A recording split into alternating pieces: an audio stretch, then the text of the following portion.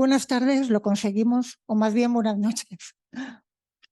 Y bienvenidos a la sede en Madrid de la Escuela Lacaniana de Psicoanálisis, en esta nueva presentación de libros organizada por la Biblioteca de Orientación Lacaniana de Madrid.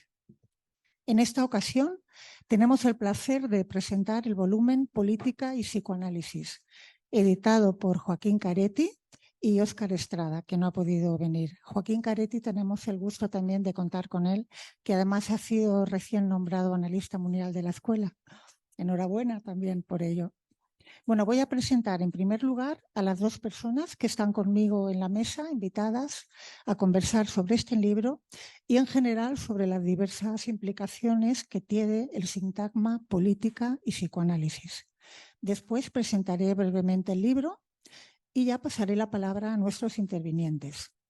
Dolores Castrillo, a la que casi todos conocéis, psicoanalista, miembro de la Escuela Lacaniana de Psicoanálisis y de la Asociación Mundial de Psicoanálisis, docente también de la Sección Clínica de Madrid y catedrática de Filosofía. Entre sus publicaciones destaca el artículo El Estatuto del Cuerpo en Psicoanálisis, del organismo viviente al cuerpo gozante, compilado en el libro El Cuerpo, Perspectivas Filosóficas. También en el mismo libro que hoy presentamos tiene dos artículos en los que aborda cuestiones que siguen hoy de plena vigencia. El de los neofascismos en la época de la evaporación del padre y el de inconsciente y sexualidad sobre la cuestión trans. Santiago Gerchunov es doctor en filosofía por la Universidad Complutense de Madrid y es profesor de teoría política en la Universidad Carlos III de Madrid. Es editor y escribe ensayos y crítica cultural en diversos medios. Y es autor del libro Ironía On, una defensa de la conversación pública de masas, editado por Anagrama en el 2019, que además se presentó aquí mismo en la biblioteca de la escuela hace pocos años. También fue librero, fundador de nuestra querida librería de referencia, Muga, de Vallecas, que nos trae sus libros hasta aquí. En este primer volumen de Política y Psicoanálisis, bueno, digo primer volumen porque está escrito primero en la contracubierta del libro, igual luego Joaquín nos quiere contar cómo sigue el proyecto, ¿no? Bueno, este primer volumen reúne una selección de artículos de 77 autores, pensadores de distintos campos de la cultura y psicoanalistas, en su mayoría, que han ido reflexionando sobre diferentes realidades y acontecimientos sociales y políticos que nos han atravesado estos últimos años, en un marco temporal que comprende desde el 2017 y hasta finales de 2021. Estas aportaciones se han ido publicando en el blog de Zadig España y los suscriptores del blog, como yo misma lo soy, prácticamente desde el inicio, cuando salió, hemos podido comprobar bien la gran producción de textos que nos ha ido ofreciendo Zadig, a veces casi a diario. Desde luego en el tiempo de la pandemia era espectacular. Por lo que también hay que destacar el importante y cuidado trabajo que hay detrás de este libro de revisión y de compilación que ha supuesto la elección de los artículos. Zadig, no quiero dejar de decirlo, es un acrónimo de Cero Abyección Grupo Democrático Internacional, creada a iniciativa de Jacques Alain Miller en París en mayo de 2017. Y a mí siempre me interrogó particularmente el significante abyección. En el blog de Zadig, cuando se habla de sus orígenes, se cuenta que el nombre de todas las redes europeas será Lo Real de la Vida. Ojear el índice de este libro nos da ya una buena muestra de esas diferentes realidades que nos han atravesado y por las que también nosotros hemos tenido que transitar este año. El libro está organizado en 6 grandes apartados. Voy a hacer una pequeñita síntesis. El primer apartado, Psicoanálisis y Democracia, que es el más extenso, comienza precisamente con una declaración de Gil Caroz en torno a por qué la política necesita hoy ser iluminada por el psicoanálisis. Igual que él, otros analistas escriben sobre la utilidad del psicoanálisis para pensar lo social, o se preguntan cómo incidir en la política, y hasta analizan las posibles modalidades de una relación entre política y psicoanálisis. Son muchos los temas que se abordan desde diferentes ángulos, pero por citar solo algunos. La relación estructural entre el psicoanálisis y la democracia, en tanto esta es condición de la existencia de aquel. El avance de la ultraderecha y el fascismo, o también los estragos del neoliberalismo, su matriz totalitaria. La cuestión de lo común, con referencias directas al trabajo de Laval y Dardot, el 15M, la crisis de la democracia representativa, los algoritmos, el referéndum en Cataluña, el laboratorio Cataluña, como decía Éric Laurent, el inquietante porvenir de los procesos de segregación, la relación del racismo con el goce, lo extranjero. Hay un artículo más extenso entre ellos de Éric Laurent, el traumatismo del final de la política de las identidades. En definitiva, solo por las temáticas, ya que atraviesa este apartado, se podría decir que es una buena muestra de la conocida cita de Freud en Psicología de las Masas sobre cómo la psicología individual es al mismo tiempo y desde un principio psicología social. Hay un segundo apartado de pandemia que se abre con un texto de Éric Laurent sobre el otro que no existe y sus comités científicos, y contiene un buen grupo de artículos que reflexionan desde diversos lugares ante la emergencia de ese real sin ley que supuso la pandemia. Yo particularmente destacaría uno que es un poco más extenso, del filósofo Carlos Fernández Liria, llamado El coronacapitalismo. El tercer apartado, feminismos y la cuestión trans, es el segundo apartado en cuanto al número de artículos que contiene y arranca desde unas reflexiones en torno al feminismo y al movimiento Me Too. Vamos, lo que hoy en nuestro país y hoy en día sería el lema "se acabó". Gran parte de este apartado está centrado en la cuestión trans y en la misma ley de autodeterminación de género, que no estaba aprobada en este momento. Destacaría dos trabajos que hay más extensos, uno sobre Paul Preciado, de Sonia Rivas, y otro más conocido en nuestro campo, de Miller, el de Dócil a lo trans. El texto de Dolores Castrillo me parece también aquí especialmente interesante porque transmite de manera sencilla cuestionamientos desde el psicoanálisis a varios supuestos de dicha ley, partiendo del agujero traumático que es la falta de referentes para situarse como hombre o como mujer en el inconsciente. El cuarto apartado, el de cambio climático, es el apartado más actual en cuanto a la cronología de sus textos y destacaría dos artículos que son además del año pasado. El de Gustavo de Sal sobre algunas dificultades añadidas para luchar contra el cambio climático y el de Josep María Panés sobre el cambio climático Marx con Lacan. Después de leerlos, adquiere todo su sentido una pregunta que se hace el mismo Josep María Panés al plantear si el psicoanálisis puede aportar algo al debate colectivo sobre este tema. Le cito, la pregunta quizás sería, ¿cómo no íbamos a interesarnos por esta cuestión que ya está en el centro de la opinión mundial? El quinto apartado, de memoria histórica, se abre con un texto del mismo Emilio Silva, presidente de la Asociación para la Memoria Histórica, que aborda, junto con otros textos, la potencia simbólica de la salida del cuerpo del dictador del Valle de los Caídos, como consecuencia del proceso de recuperación de la memoria histórica. Hay también lugar para hablar de la responsabilidad del Estado y la Ley de Amnistía de 1977, a modo de un olvido de Estado y de un no querer saber, en palabras de Laura Canedo. Y hasta el golpe del 23F se aborda de la mano de José Antonio Martín Pallín. El último apartado, llamado Forums, Sadig, a través de varios artículos se transmite el testimonio de los fórums internacionales que se han organizado desde Zadig en Europa, desarrollados en su mayoría en Italia, en Turín, el de Deseos Decididos de Democracia en Europa, Roma, Milán, también en Bélgica. En Latinoamérica también se organizó un fórum en México sobre el tema del exilio. Hay un anexo final que recoge los actos organizados por Zadig y cierra el libro un índice de autores. El libro Política y Psicoanálisis, pues, es una buena manera demostrar una sostenida labor de difusión y de acción de la red Zadig España y al mismo tiempo aspira a que aquellos que se interroguen por la subjetividad de su época encuentren en él aportaciones interesantes para su propia praxis. En este sentido, diría que este libro es un artefacto, del latín artefactum, hecho con arte. Y como dice en la primera acepción de la palabra en el diccionario de la RAE, es un objeto, especialmente una máquina o un aparato construido con una cierta técnica para un determinado fin. No me voy a detener en el contexto histórico de los orígenes de la red Zadig y de este mismo libro, pues ya lo va a abordar más extensamente Dolores, pero sí destaco que el propósito de Miller, tal como afirmó en la Conferencia de Madrid en mayo del 17, era hacer existir el psicoanálisis en el campo político.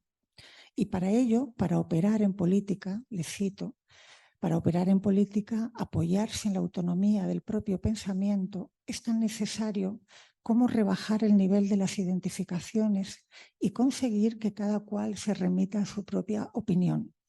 En otras palabras, no masifiques tus reacciones, no te dejes encantar por la referencia a un líder. Por el contrario, se trata de hacer algo múltiple, articulado y discutido. Para concluir, diría que este libro de política y psicoanálisis es un estupendo artefacto que cumple muy bien esa función de hacer existir el psicoanálisis en el campo de lo político. Y paso la palabra a Dolores Castillo. Bueno, muchas gracias a la biblioteca y a Estrella en particular por esta invitación y por la excelente presentación del libro que has hecho.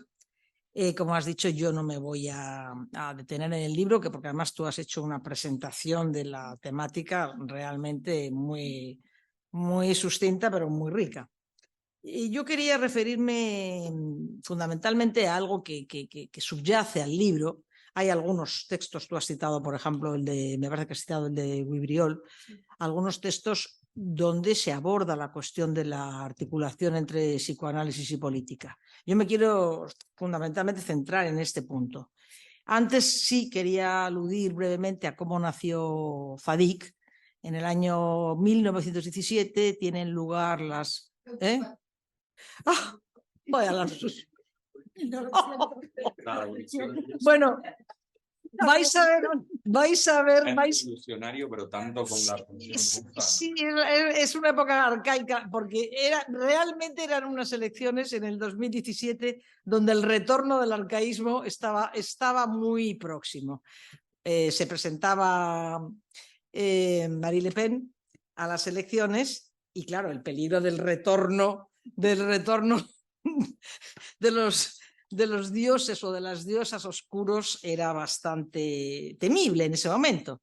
Y entonces Miller tuvo una especie de flash y se dijo que tenía que intervenir directamente para, de alguna forma, en la medida en que el psicoanálisis pudiera hacer algo, bueno, pues impedir el triunfo de la ultraderecha y desvelar, digamos, la pulsión de muerte que había oculta tras el disfraz de buena madre con que Marine Le Pen se presentaba a las elecciones. Bueno, y es a partir de ahí ya que nace Zadig, ¿no? Hay todo un conjunto de personas, unas provenientes del psicoanálisis, otras de otros campos que quieren proseguir en la articulación entre el psicoanálisis y la política, a que no empezara con Miller, empezó desde Freud, pero en fin, Miller le dio un impulso decisivo porque además es verdad que hizo un acto que no era solamente una, digamos, articulación teórica. Bueno, pero bueno, se podría uno preguntar, a pesar de todo, ¿qué tiene que ver el psicoanálisis con la política? ¿No? Hay que señalar lo primero que para Freud el psicoanálisis no es una concepción del mundo y tampoco pretende ser una teoría política. Sin embargo, esto no impide que no sea posible quizás una articulación entre ambos. Bueno, quizás aquí hay una prueba, que algo debe de ser posible a juzgar por el tocho que se ha publicado, ¿no? Pero no obstante, a pesar de eso, la idea de articularlos puede suscitar, y de hecho sigue suscitando, numerosas objeciones, tanto entre los que se dedican a la política o al pensamiento social y político, como entre los propios psicoanalistas. Los primeros recelan de cualquier reducción de lo político y lo social a un análisis a nivel del individuo. Y no les falta razón. No hay duda, aquí está mi amigo Juan, con el que tengo eternas discusiones sobre ese tema, no hay duda de que la pretensión de comprender la complejidad de los fenómenos sociales y políticos, refiriéndolos meramente a una especie de sustrato sí, pues implica un reduccionismo simplista que debe ser claramente evitado. Por otra parte, surge una objeción del lado de los propios psicoanalistas, que se preguntan si no es un despropósito hablar de política desde el punto de vista psicoanalítico, porque entrar en análisis es un acto sumamente individual. Añaden que lo que tienen que hacer los psicoanalistas es dedicarse a la clínica y dejar la política a los políticos. En suma, se dejan guiar por el dicho común, zapatero a tus zapatos.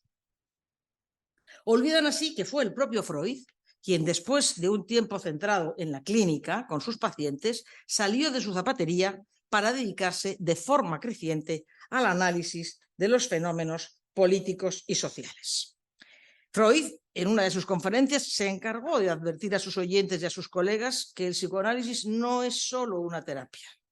Os he dicho que el psicoanálisis comenzó como una terapia, pero no es en calidad de terapia como yo querría recomendarla a vuestro interés, sino por su contenido de verdad, por los descubrimientos que procura sobre aquello que más interesa al hombre, sobre su propio ser y por las relaciones que señala entre las más diversas actividades. Eso me parece que está en las nuevas lecciones introductorias. No deja de ser significativa la trayectoria que sigue el propio recorrido de la obra de Freud. Comienza transcribiéndonos los casos clínicos de sus pacientes en los estudios sobre la histeria, para terminar abriéndose a una reflexión sobre el malestar en la civilización, en su magna obra final. Es decir, que su trayectoria dibuja una línea que va de una clínica del síntoma a nivel subjetivo, del malestar de cada uno de sus analizantes, al malestar en la civilización, a lo que hace síntoma en la civilización. Se ubicaba, aunque no lo nombraba así, en una posición que bastantes años más tarde Lacan considerará como una condición sine qua non para todo analista, la de estar abierto a la subjetividad de su época. Pero podemos preguntarnos, ¿es que existe tal abismo entre el análisis a nivel de la clínica individual y el análisis de los fenómenos sociales? Para empezar, habría que matizar la idea de que el psicoanálisis es un acto individual. El análisis se hace entre dos, entre un analizante y un analista. Y ahí tenemos ya un vínculo al otro, el mínimo del lazo social, pero que justifica, dice Miller, digamos, que el psicoanálisis pueda ponerse en relación con la esfera social. Por otra parte, en su texto Psicología de las masas, que yo creo que tú lo has citado, Freud dice que en la vida anímica individual, el otro aparece, en la vida anímica individual aparece siempre integrado el otro, como modelo, objeto, auxiliar o adversario. Y de esta manera, la psicología individual es al mismo tiempo y desde un principio psicología social. Pese a esta novedosa mixtura entre lo individual y lo social, hay que reconocer que Freud analiza los fenómenos sociales predominantemente a partir del inconsciente subjetivo. Y así nos dice, pues tampoco la sociología, que trata de la conducta del hombre en sociedad, puede ser otra cosa que psicología aplicada. Es decir, que hay una dimensión del individuo a la sociedad. Perdón, sí, del inconsciente a la sociedad. Lacan, si bien acuerda con Freud en la posibilidad y legitimidad de un análisis de inspiración psicoanalítica de lo social, no comparte este enfoque en el fondo reduccionista de Freud. Lo que le permite a Lacan, digo reduccionista porque es reducirlo todo a la psicología del sujeto, reducir lo social al sujeto. Pero lo que le permite a Lacan ir más allá de esta concepción reduccionista es la introducción de un nuevo concepto de sujeto que justamente subvierte esta distinción esencialista entre el individuo por un lado y la sociedad por otro. Para Lacan el sujeto no se confunde con el individuo y menos aún con el individuo biológico. sino que es un efecto del lenguaje. Es un sujeto que se constituye como tal en el lenguaje. ¿Por qué? Pues porque para constituirse depende de las palabras del otro. Depende de esas palabras de sus padres que se pronunciaron incluso antes de que él naciera, pero también de las palabras de sus semejantes y, en última instancia, de los significantes que vienen del otro social en el que él vive. Es a partir de todas estas palabras que él se va constituyendo como sujeto. Y es por eso que hay que definirlo como un sujeto transindividual. En la referencia a la subjetividad de la época de Lacan ya está implícita esta noción. El sujeto es transindividual en la medida en que es un efecto del discurso del otro parental, pero también del otro político, social, que varía, muy importante, en función de las épocas. Con esto Lacan introduce una nueva concepción del sujeto, de la que en buena medida se podría decir que es una concepción, en buena medida, no en toda, se podría decir que es una concepción sociopolítica de la subjetividad. Ello permite una verdadera articulación, una implicación y no una mera aplicación entre psicoanálisis y política. Este sujeto, además, hay que definirlo como un sujeto a identificarse. ¿Qué implica esto? Que el sujeto se tenga que identificar implica que si se tiene que identificar es porque no tiene identidad. Y esto Lacan lo escribe, todo el mundo lo sabe, las personas que, si hay alguna persona, bueno, Santiago yo creo que aunque no seas de psicoanálisis lo conoces, pero bueno, de oído, el sujeto tachado. El sujeto es un vacío que tiene que rellenarse con identificaciones. Esta cuestión de la identificación va a dar lugar en Lacan a la formalización de los discursos, concebidos como distintos modos de lazo social. Es importante tener en cuenta que Lacan prefiere hablar de lazo social y no de sociedad, porque la sociedad no es un todo uniforme, sino que coexisten en ella diversos modos de lazo social. Entre estos discursos distingue dos que van a interesar especialmente al psicoanálisis, que son el discurso del amo y el discurso del capitalismo. Para Lacan, el sujeto del inconsciente es al mismo tiempo el discurso del amo. Nos dice que se constituye identificándose a un significante amo, es decir, a un significante que va a gobernar su vida sin que él lo sepa. Y que casi todos sabéis también que lo escribe con S de significante y un 1, el primer significante. A partir de ahí, el sujeto se convierte en presa de una serie de identificaciones que, digamos, están todas ellas soportadas en este primer significante. En la clínica nos llegan los significantes que el discurso social selecciona para identificar a los sujetos. Y como dice Miller, vemos a los sujetos agachar la cabeza, aceptar los significantes que son seleccionados por el discurso para representarlos. Esto hace depender, dice Miller, la clínica de la sociedad. Es una frase de Miller. La operación del psicoanálisis consiste en levantar estas identificaciones en las que el sujeto está capturado. Por otro lado, ninguna de las identificaciones identifican plenamente al sujeto. Siempre queda un resto por fuera de las identificaciones. Esto es muy importante.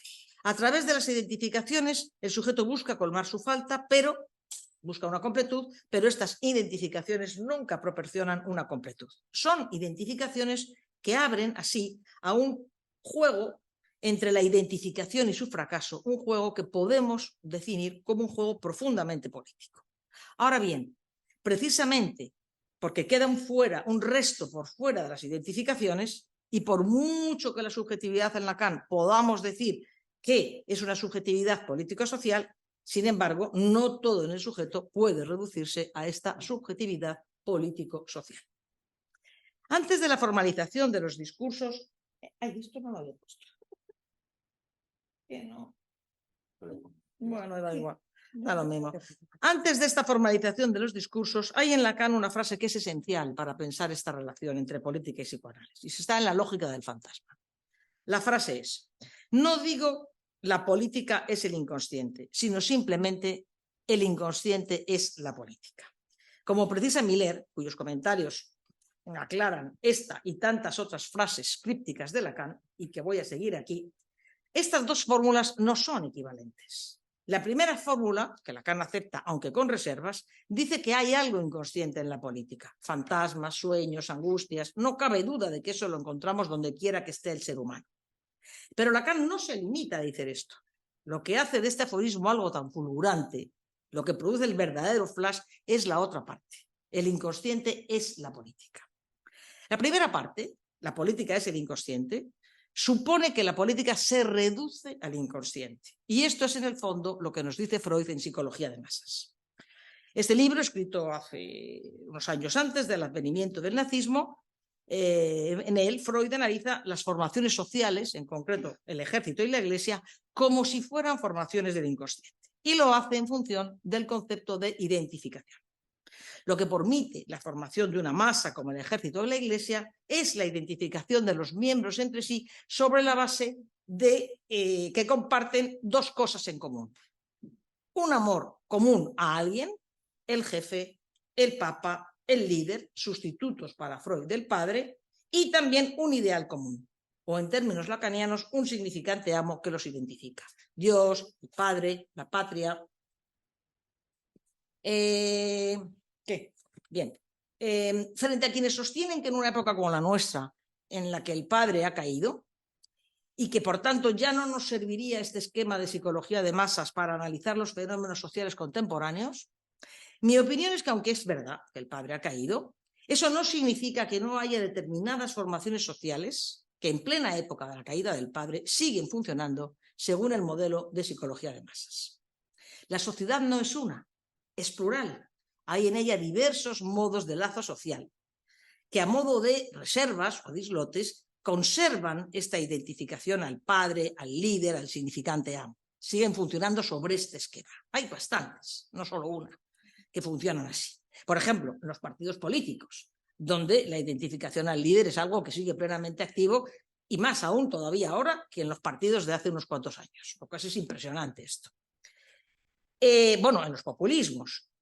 En el auge de los neofascismos se puede leer también como un retorno del padre, no tanto en su dimensión normativa y pacificante, sino en su dimensión más obscenamente feroz. No sería muy forzado analizar el fenómeno Milei en Argentina según el esquema de psicología de masas, introduciendo alguna que otra modificación, ¿no? De un lado, la identificación al líder, loco, pero carismático, incluso más carismático cuanto más loco. Según el modelo no tanto del padre normativo, del amor, sino del padre de la horda, del padre feroz de la horda. Y de otro, la identificación, no tanto a un ideal, sino a un significante amo, la motosierra. La motosierra es lo que podríamos llamar con Miller una insignia. Una insignia es una imagen que funciona como un significante amo, un significante identificador y a la vez como un condensador de goce. En ella, en la motosierra, se condensan la rabia no injustificada de millones de personas desesperadas y el goce de la destrucción. Pero es evidente que sería muy simplista reducir el fenómeno Milei a este esquema. El esquema de Freud supone que la política es el inconsciente, pero hay más en la política que lo que depende del inconsciente. Por eso Lacan, que no comparte el reduccionismo freudiano, según el cual la política se reduce al inconsciente, no nos dice la política es el inconsciente, sino el inconsciente es la política. Esta tesis, nos dice Miller, es una tesis más modesta que la primera, puesto que propone una definición del inconsciente. El inconsciente, en el fondo, se sabe tampoco lo que es. No sabemos, en realidad, lo que es el inconsciente. Y por eso es muy arriesgado intentar definir algo a partir del inconsciente. Entonces, lo que hay que preguntarse, prosigue Miller, es cómo definir la política, de modo que tenga algún sentido decir que el inconsciente es la política. Él extrae de un libro de Marcel Gauchet, que yo seguramente tú conocerás y nos podrás decir algo, La democracia contra ella misma, la siguiente definición de la política. En esto consiste específicamente la política para Gauchet. Nos dice que es el lugar de una fractura de la verdad. Es una bella definición, al mismo tiempo infiltrada del lacanismo, de la que nos dice Miller que define la política como un campo estructurado por S de A tachar, es decir, por el significante que falta en el otro. En el campo del otro está estructurado en torno a un agujero central. Esto implica que en él falta el significante que sería la garantía de la verdad. No hay la verdad de la verdad. El sujeto tiene dolorosamente la experiencia de que la verdad no es una, de que la verdad no existe y de que está dividida. Esta forma de la política, estructurada como S de atachado, es la de la democracia, donde la división de la verdad toma la forma de los partidos políticos. Es la forma que define nuestro tiempo frente a los totalitarismos. Miller nos aclara que él no valida esta categoría política útil para definir la política del siglo XX, pero remarca que el totalitarismo fue una bella esperanza que encantó a las masas del siglo XX, algo de lo que nosotros, que somos del siglo XXI, hemos perdido casi el recuerdo. Miller pronunció esta frase en una conferencia en Milán en el año 2002. Hoy, desgraciadamente, probablemente ya no podría seguir sosteniéndola.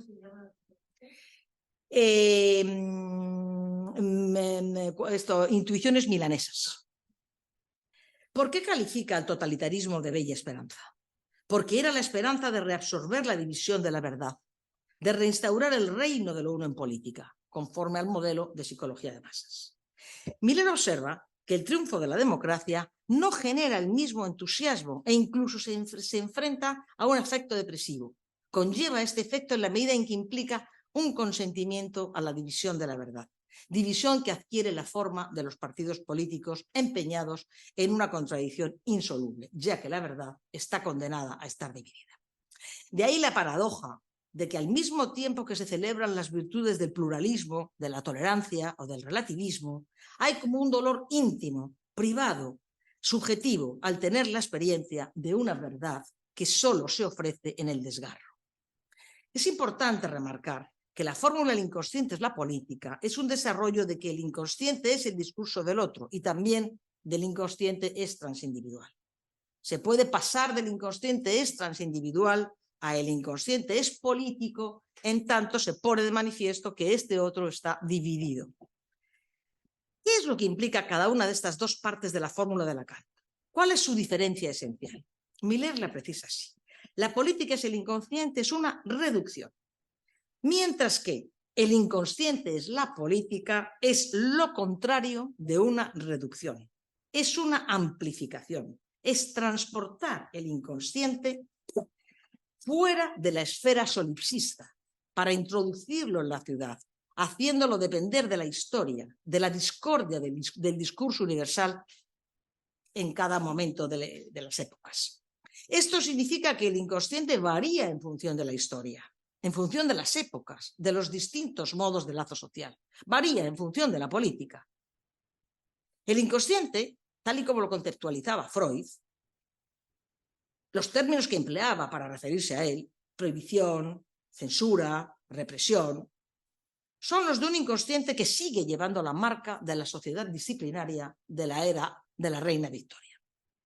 Pero hoy, en la época de la caída del padre, ya no vivimos en una sociedad disciplinaria, regida por el discurso del amo, en la que el goce estaba sometido a fuertes restricciones y prohibiciones, sino por el contrario, en una sociedad, la del discurso capitalista, en la que el goce no solo no está prohibido, sino que hay una permanente incitación, un empuje a gozar. Gozar de los objetos de la técnica lanzados al mercado, gozar también de una sexualidad, digo, sin límites, sin restricciones, sin prohibiciones, donde las fantasías antes consideradas perversas son hoy accesibles a golpe de clic, lo que incluso a las edades más tempranas, lo que no deja de empezar a preocupar por los efectos que tienen las conductas y a convertirse en motivo de preocupación para los padres y para los políticos. El sujeto hoy ya no está sometido al peso del significante amo, con sus culpabilizaciones, sus prohibiciones, sino que está aligerado respecto de él. Podríamos decir con Bátimo que es un sujeto débil,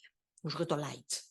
Por eso, frente al discurso del inconsciente como discurso del amo, Lacan conceptualiza el discurso capitalista como una nueva forma de lazo social en la que el sujeto tachado es el que se instala en el lugar del significante amo.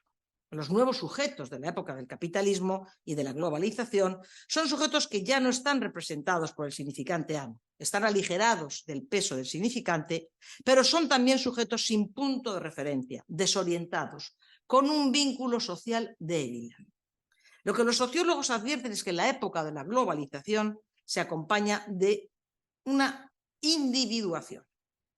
Lo que se ve afectado es la forma de vivir juntos, el vínculo social, que existe en forma de sujetos dispersos, desarrimados, Igualmente, lo que Lyotard destacó como lo propio de la posmodernidad, la caída de los grandes relatos, es una forma de hablar de lo mismo que nosotros, en cierto sentido, de la caída de los significantes amos.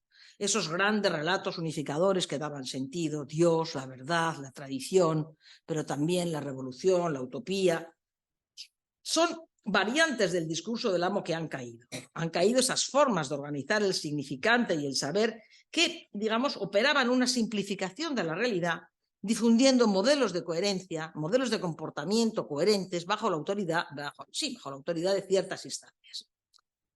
La era de la globalización ha dejado de vivir bajo el reino del Padre, lo que significa, según Miller, que la estructura del todo ha pasado a la del no todo. La estructura del todo supone que ya no hay, del no todo, supone que ya no hay nada que constituya una barrera, que esté en la posición de prohibición.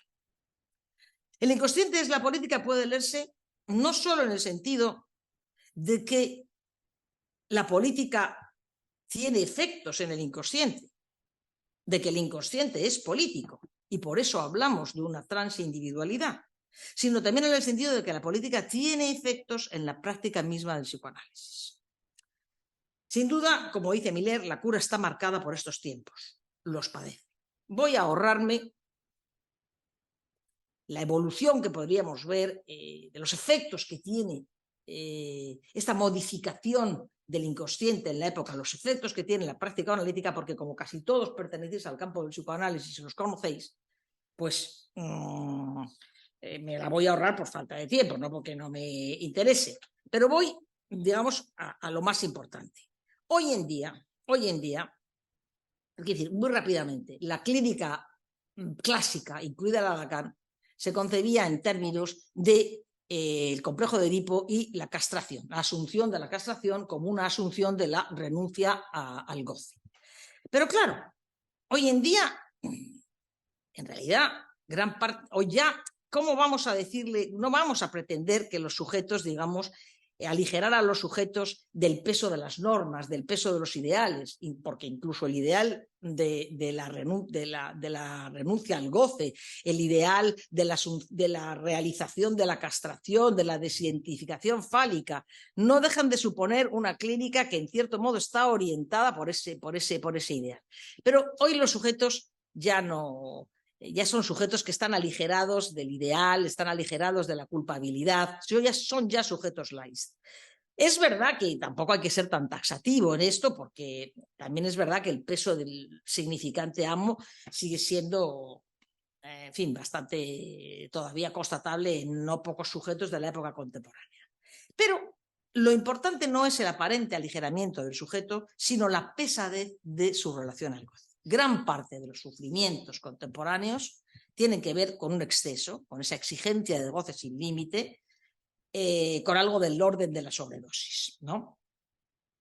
El sujeto puede elegir darse muerte de muchas maneras en la civilización. La sobredosis no se restringe solamente a los comportamientos suicidas con drogas duras. El sujeto puede matarse trabajando, ¿no? O también puede convertirse en bomba humana, envolviéndose en dinamita y gozar de su muerte. En este contexto, ¿cómo concebir la práctica de un psicoanálisis que esté conectado a la subjetividad de la época? Las respuestas a esto tienen que ser muy, muy matizadas, como la que nos ofrece, por ejemplo, a mí me ha gustado mucho la que nos ofrece Laurent.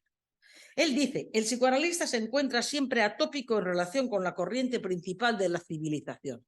No se contenta con estar encantado de la liberación de las costumbres, ya que percibe su embés, el nuevo imperio del goce. Va, no obstante, a transformarse en un nuevo censor, en un conservador de las costumbres, en una especie de simetría inversa al desplazamiento de la civilización. Es una tentativa o una tentación de la que no están indemnes o no estamos indemnes los psicoanalistas. No se trata, dice Laurent, de encerrarse en una falsa alternativa entre decir sí al empuje a gozar y decir no.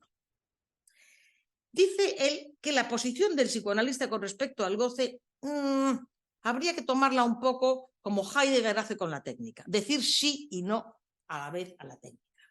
Decir sí al empleo inevitable de los objetos técnicos, que por otro lado tantas ventajas nos procuran, y al mismo tiempo no dejarnos, digamos, enturbiar nuestras vidas y vaciar nuestras vidas de su ser, por la inflación de los objetos técnicos y en general por el goce de la técnica. Porque hay dos maneras de relacionarse con el goce, podemos decir. Querer más goce y querer la particularidad del síntoma. ¿Por qué no decir sí al inevitable empleo de los objetos plus de goce y a la vez decir no?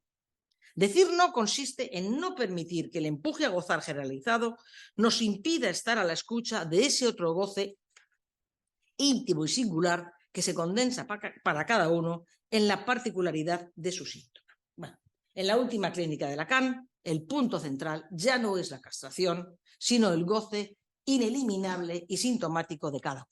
El final del análisis no se plantea en términos... ¿Cuánto me queda? Pues lo dejo aquí. Lo dejo. Lo voy a dejar aquí. Hay una parte que no voy a tratar, pero quizás en el debate, bueno, finalmente, no se plantea en términos de curación, no se plantea en términos del hombre nuevo. Entonces, solo apunto, sino de la manera en que cada uno puede hacer con esto irreductible que hay en su síntoma. Queda otra parte que no desarrollo por falta de tiempo, pero quizás en la conversación con Santiago tenga ocasión de decirla. Y es, hemos visto hasta ahora en qué medida, digamos, el inconsciente es la política, implica transportar el inconsciente fuera de la esfera solipsista y hacer depender al inconsciente y a la clínica de la historia, de la política. Pero podríamos preguntarnos ahora si el psicoanálisis puede aportar algo a la política.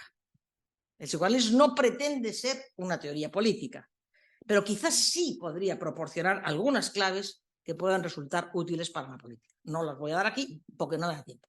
Así que aquí lo dejo. Las tengo escritas. Las tengo escritas, algunas. Pero ahí se queden. No.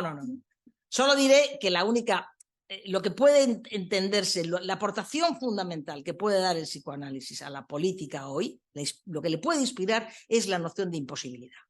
Lo dejo aquí.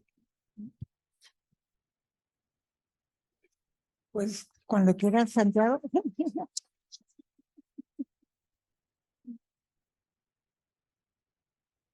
Hola. Bueno, wow, cuántas cosas, Dolores, cuántas cosas has dicho. Bueno, muchas gracias por la invitación a la gente de la biblioteca, a Joaquín, que fue originalmente el que me habló, y bueno, en general a la gente de la escuela, Dolores también, por compartir esto. Bueno, la mayoría lo saben, para mí es un lugar que tengo muchísimo cariño, muchísimas tardes las pasé escuchándolos y vendiendo libros, un momento muy, muy bueno, y tengo eso, mucho cariño y grandes recuerdos. Bueno, ahí está Amanda, con la que tuvimos que negociar cosas, incluso trabajar en serio. Pero bueno, yo me dedico ahora mismo soy editor y me dedico a la teoría política, por eso me invitan. Soy profesor de teoría política en la Universidad Carlos III y de psicoanálisis no sé nada, quiero decir, sé lo que escuché ahí, toco de oída, como traté de huir siempre el psicoanálisis, o sea, mi mamá es psicoanalista, mi abuela es psicoanalista, mi mujer es psicoanalista, mi suegro, y no pude, o sea, y no pude, pero digo, quiero decir, sé todo lo que sabe una persona que tiene tan cerca el psicoanálisis, pero no estudié psicoanálisis en serio nunca. Sí estudié, y por acá quiero empezar a entrar en el tema, sí estudié como estudiante de filosofía, si bien yo ahora doy teoría política que es para estudiantes de ciencias políticas, sociología, derecho, pero yo soy doctor en filosofía, y cuando estudié filosofía, no me acuerdo en qué materia, pero tuvimos que leer a Freud, tuvimos que leer El malestar en la cultura, tuvimos que leer Tótem y Tabú, y yo creo que seguramente era una asignatura que tenía que ver más que con la psicología, con la política. Quiero decir, ya respondiendo de entrada a que, de hecho, ¿no?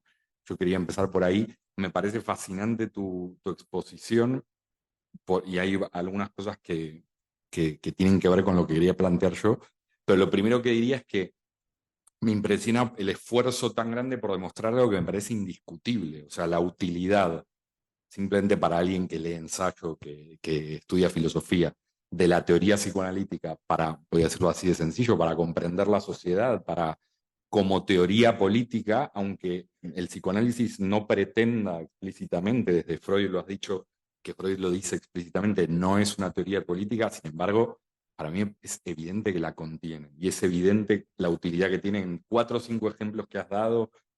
Cojo a Milley y trato de analizar, y la teoría psicoanalítica te sirve. Cojo a casi cualquier fenómeno de la historia, quiero decir, las lentes del psicoanálisis son fértiles y evidentemente útiles para pensar la política. A mí esto me parece indiscutible, digamos, o sea, me parece una evidencia, y el trabajo que yo siempre he oído aquí en la escuela y que se hace, por ejemplo, en la iniciativa esta de Sadig, y que se ve, como bien decía, aquí está la demostración, ¿no? O sea, ¿quién lo va a discutir? La fertilidad que tiene el psicoanálisis para pensar la política es enorme, evidente y innegable.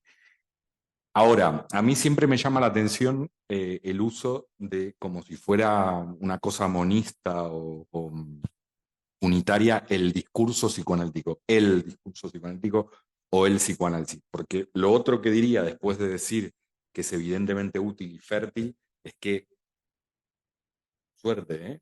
Hay una gran ensalada ideológica, o sea, hay para todos los gustos, hay desde el psicoanálisis hay la posibilidad, como decía, de analizar casi cualquier fenómeno, y a mi modo de ver, solamente hojeando este libro, leyendo algún artículo y escuchando la producción que genera, casi diría desde cualquier ángulo, y ahora ya sí me meto, de la propia teoría política, del propio pensamiento político. O sea, sería muy difícil para mí definir qué es el discurso psicoanalítico referido a la política, ¿no? Primero que nada diría, pues hay miles, ¿no?, de discursos psicoanalíticos. Una cosa que quiero dejar como preguntada, porque no sé, es cuando hablan de el discurso psicoanalítico, ¿a qué se refieren Bueno, realmente? el discurso psicoanalítico, es verdad que lo empleamos a veces de una forma muy imprecisa. En su precisión, el discurso psicoanalítico es lo que Lacan formaliza en 4 discursos, 4 lugares, 4 elementos, y lo contrapone a las otras formas de discurso, en especial a lo que él llama el discurso de eso en su precisión. El discurso psicoanalista ante él es el reverso del discurso de la. Luego nosotros ya hablamos, es verdad, de una forma aproximativa y probablemente Amplia, ¿no? amplia e imprecisa y un poco cargante del discurso psicoanalítico. Bien. Un poquito cargante. Bien. Sí, pero aún así fértil, digo, incluso desde ese punto de vista impreciso, fértil y plural en sus resultados, que es a lo que me quería referir, ¿no? Muy plural en sus resultados en cuanto a dentro de qué teoría política, de qué escuela política clásica se enmarca. O sea, hay de todo, ¿no? La apariencia es que hay de todo. Sin embargo, yo justo lo que quería plantear aquí, más como pregunta, esta es una pregunta un poco larga, no tanto como tu exposición, pero será una pregunta un poco larga, es si hay alguna afinidad propia, intrínseca, a la teoría psicoanalítica con alguna teoría política en concreto. Entonces, bueno, ahí voy. Con eso quiero sacudir un poco, armar un poco de lío a raíz de cierta inquietud o extrañeza mía. Yo siempre que estaba ahí escuchando y escuchaba las conferencias aquí y eso, vamos a ver, si tuviera que, voy a aclarar algo antes. Estoy hablando de los grandes pilares de lo que un profesor de teoría política clásica da, ¿no? Que son básicamente, por ejemplo, liberalismo, socialismo, conservadurismo, ¿no? Vamos a decir como grandes, después ya más como un fenómeno histórico, totalitarismo, podríamos decir, pero los 2 grandes pilares de la teoría política moderna al final son el liberalismo y el socialismo. Vamos a dejarlo ahí, vamos a quitar. ¿Con qué tiene que ver con alguno más concretamente el psicoanálisis, si aceptáramos como Gustav que también es una teoría política? O sea, ¿es una teoría política socialista o más bien socialista o más bien liberal? Por ahí quiero ir. Entonces, yo cuando estaba, ahí vuelvo a la escena, cuando yo estaba ahí afuera, más bien hubiera dicho, si yo no sabía nada, que evidentemente socialista, que hay una cosa enorme que se llama la izquierda lacaniana, una cantidad de esfuerzo enorme por pensar y una cantidad de citas. Es mucho más común escuchar aquí citar a Marx que a John Stuart Mill o a John Locke o a Benjamin Constant. Es mucho más común escuchar a los psicoanalistas hablar y relacionarse y discutir con la tradición socialista que con la tradición liberal. Aclaro que cuando me refiero a la tradición liberal, alguien me preguntaba, ¿vas a hablar de neoliberalismo? No, me estoy refiriendo al liberalismo político clásico. No, a mí no me gusta dar una definición, a mí me gusta la imprecisión, esa que decías del discurso psicoanalítico. Yo doy por hecho cuando decimos liberalismo decimos miles de cosas y no está claro qué decimos, y cuando decimos socialismo decimos miles de cosas.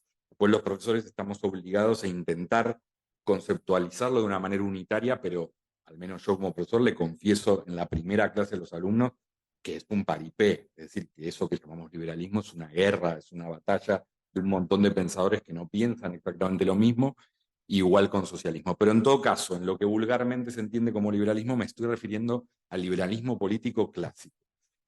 Y si bien yo afuera escuchaba eso, y si yo no hubiera sabido nada, hubiera dicho, oye, esta gente son militantes de izquierda, radicales además, o sea, y hablan todo el rato de Marx, de Althusser, o sea, quiero decir, si yo viniera de fuera y no supiera nada, diría, es evidente. Sin embargo, y eso es lo que quiero plantear, dos cosas, dos argumentos me llevan a plantear, pero en realidad no tiene más que ver con el liberalismo. Entonces, voy a decir qué cosas me llevan a creer en esto y esa va a ser la pregunta que voy a dejar para discutir. Ah, vale. La primera tiene que ver con esto, es el propio texto fundante de Sadi y la propia ocasión política en la que Miller, como tú dices, tú aclarabas, a mí me interesaba saberlo, no sabía, es un gesto fuerte, el de la fundación de Sadi y o sea, tiene un significado en la historia del propio movimiento, o sea, es un paso. Y quiero decir, dijiste algo así como a Miller le agarró, no sé qué pensó, pero tuvo un flash, o sea, es algo importante, es un paso.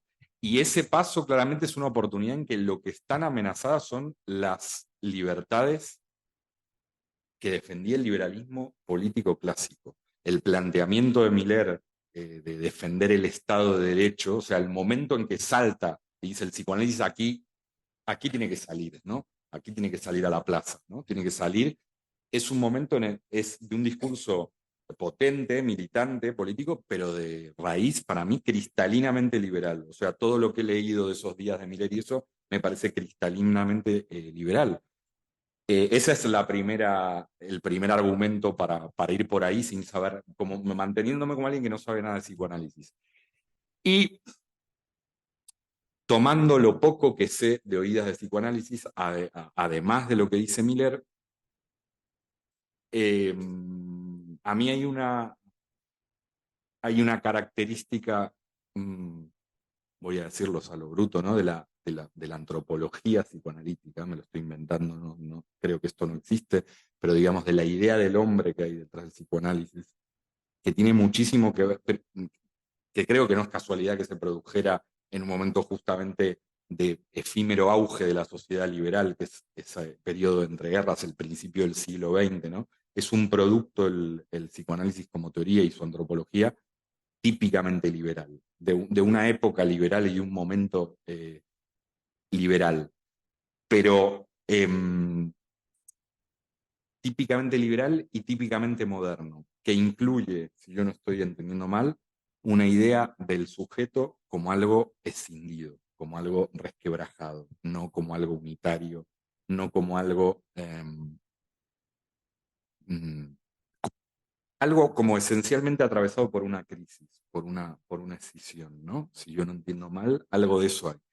Y en una escena primigenia de la tensión entre liberalismo y socialismo, que la quería describir mínimamente, que es la discusión entre Benjamin Constant como representante del liberalismo y Jean-Jacques Rousseau como representante del socialismo, de un socialismo primigenio, pero sabemos que la tradición socialista toma, digamos, del siglo XIX y el siglo XX lo toma a Rousseau como una especie de padre, no como el primero, porque bueno, se puede ir con la historia del socialismo, se puede ir hasta el cristianismo, incluso hasta la antigüedad, pero digamos, como la figura fundamental dentro de los fundadores del pensamiento político moderno, la que da inicio a lo que va a ser después el socialismo, ¿no? Con el con su segundo discurso, el discurso sobre el origen de la desigualdad del hombre,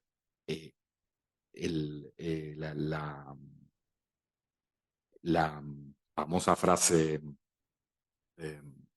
de Rousseau ahí cuando dice que el primer hombre que puso un cerco en el campo lo cerró y dijo esto es mío, o sea, el que según él fundó la propiedad privada es el que inició el periodo horrible de la vida del hombre y eso hay que revertirlo.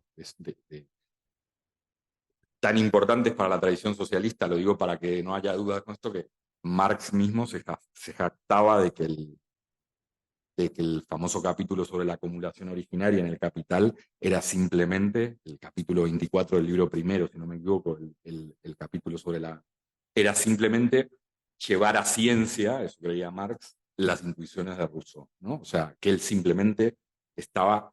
Entonces, Rousseau es un pilar para el socialismo. Y es muy interesante, la puedo describir muy superficialmente porque no hay tiempo y porque daría para un curso, es muy interesante la crítica que le hace Constant, que es una crítica fundante para el liberalismo moderno. La crítica que hace Constant a la noción a la aplicación de la idea de voluntad general de Rousseau por parte de la Revolución Francesa. Constant, por si no lo saben, es un liberal de los que se conoce como de segunda generación, ¿no? La primera generación sería el mayor representante Locke, ¿no? Que es como casi 2 siglos antes, que tiene que ver más con la fundación propiamente del pensamiento político moderno. Constant es de esos liberales que ya pasó por el desencanto de la propia revolución, ¿no? Apoyaron la Revolución Francesa contra el antiguo régimen, por supuesto, apoyaron la nueva idea de soberanía popular que provenía justamente de señores como Rousseau, o sea que la habían realmente hecho emerger Rousseau, pero se habían decepcionado mucho, esta segunda generación de liberales, con los resultados de la revolución, sobre todo con lo que se conoce como el terror, el periodo de terror de la revolución, que es lo único que conocemos previo al siglo XX, parecido o analogable de alguna manera a lo que nosotros conocemos como totalitarismo, ¿no? Un momento de liquidación de todo tipo de disidencia, de cualquier tipo de pensamiento distinto, pero muñido con la espada de la soberanía popular. Está representando la soberanía popular.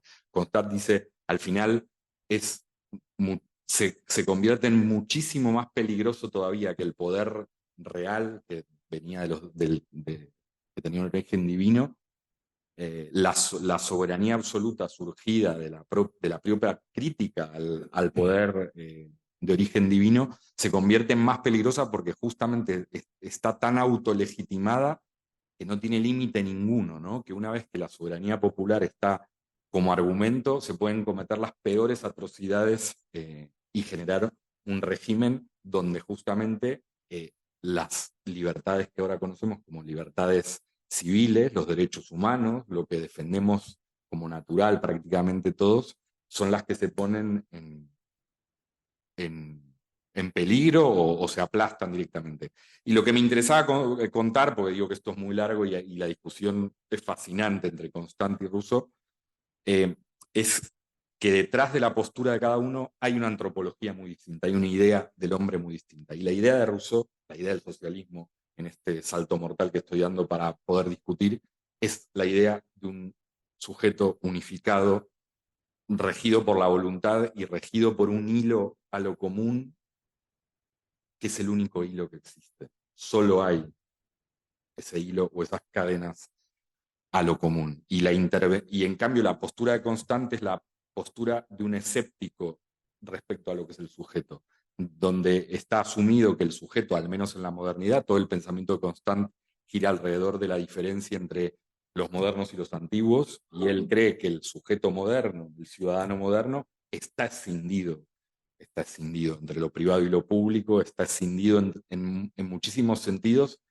y por eso me parece, siempre que he estudiado a Constant, me parece, a Constant y en general al liberalismo a partir del 1800 y pico, ¿no? Al segundo liberalismo, es tremendamente psicoanalítico. O sea, leer su manera de... Y por último, para darle un poco de carne a en qué consiste esa discusión y a qué me refiero con liberalismo, porque, como te decía, no me gusta dar una definición que es la correcta, y no la quiero dar como tal. A mí no me gusta ni siquiera venir a enmendarle la plana, a decirle a Milei que él no es liberal o a no sé quién porque lo usa mal. No, a mí me parece que es al revés, que nuestra función es tratar de entender por qué de pronto la palabra liberal puede servir para un montón de cosas. Pero en todo caso, en esa tensión entre Constant y Rousseau, entre el ideal socialista que dio lugar a la revolución y el desencanto liberal que le puso límite y parió el Estado de Derecho que defiende Miller y las libertades individuales, la discusión está en torno a una cuestión, y con esto termino, que es la extensión de la autoridad. Constant dice, el problema de la teoría de Rousseau y de la manera en la que los jacobinos lo interpretaron es la extensión ilimitada de la autoridad política, la ilimitación de la autoridad política. Es decir, Constant está totalmente de acuerdo en que la aparición del concepto de soberanía popular, en el caso de Rousseau a través de la idea de voluntad general, tenía que aparecer, y es una gran noticia que aparezca. Por eso Constant, cuando habla de Rousseau, dice, voy a enfrentarme a este gran hombre, pero no porque esté del lado de sus enemigos, porque sus enemigos eran los reaccionarios y conservadores. No quiero tener nada que ver con ellos. Sin embargo, no me queda otra que criticarlo.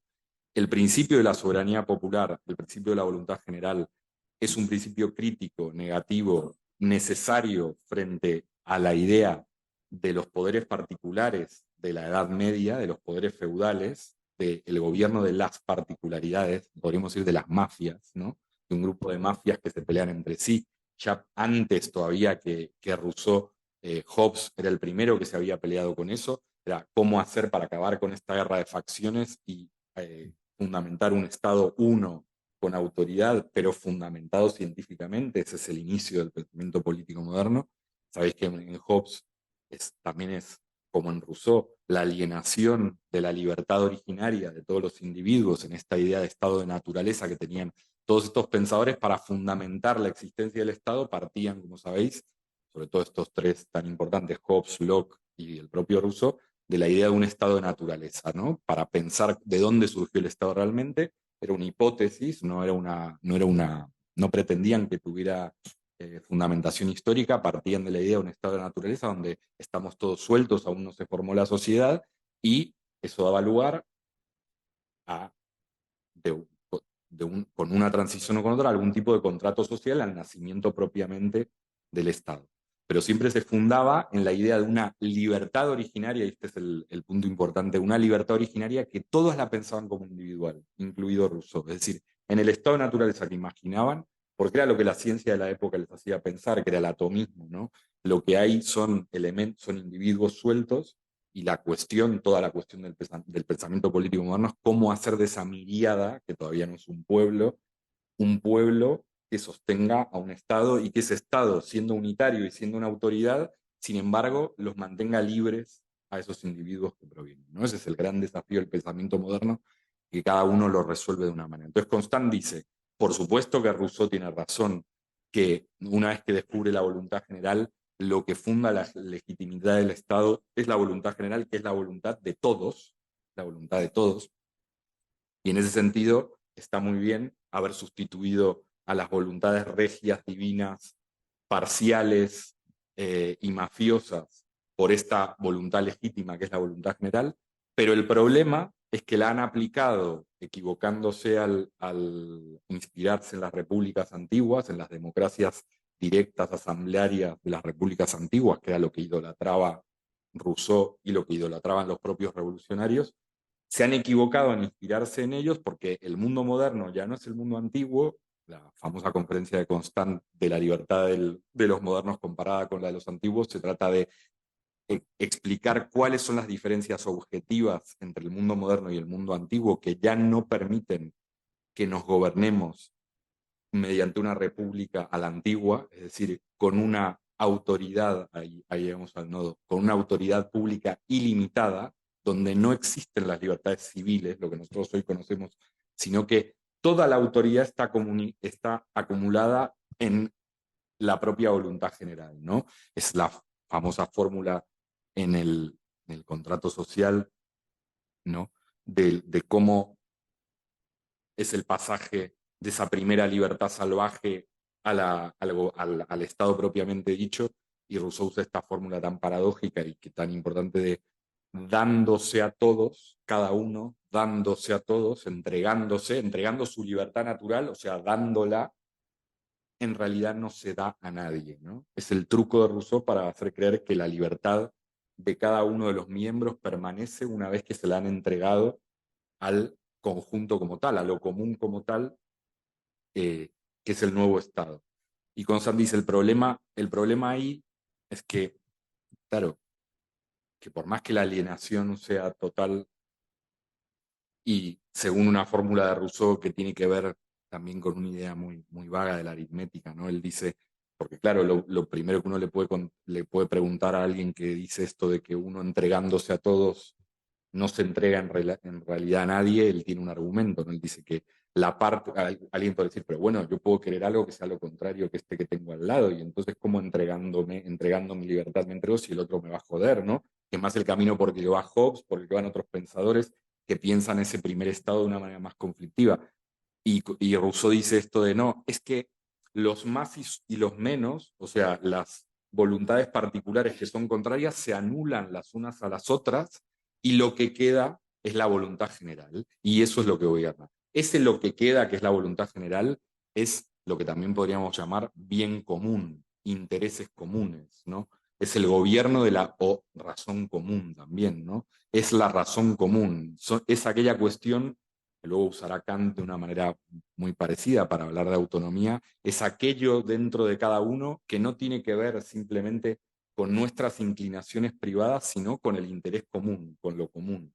Ese es el gobierno de la voluntad general. Pero una vez fundado, este es el punto, la alienación de la libertad individual, que es la originaria, es total para Rousseau, y fundamental que sea total y absoluta, sin ninguna... alienación te refieres a la... El dejar, el abandonar, el abandono, la renuncia. Sí. Digo alienación, pero la renuncia. Tiene que ser total y absoluta. Y esto es lo que Constant y los liberales de segunda generación dicen, es que el problema es que al final, realmente en los hechos, porque ¿qué decían los jacobinos? Somos la voluntad general. Este que te está cortando la cabeza, yo soy la voluntad general, ¿no? O sea, somos, ¿no? Hay una encarnación del pueblo. Lo que dicen Constant y los liberales es algo tan sencillo como, bueno, al final, aunque te hayas encarnado, lo que tú quieras, al final siempre es una particularidad la que gobierna. Al final el gobierno no se identifica con la sociedad, es algo separado, y por lo tanto la única manera de salvar el elemento que le daba legitimidad a todo el razonamiento, que eran la libertad individual originaria en el supuesto estado de naturaleza, es ponerle límites a la autoridad política. El método que se inventa el sagaz Constant, teniendo en cuenta lo que había empezado a hacer Locke, es la democracia representativa, es la periodicidad de los mandatos, la separación de poderes y la representación política como tal.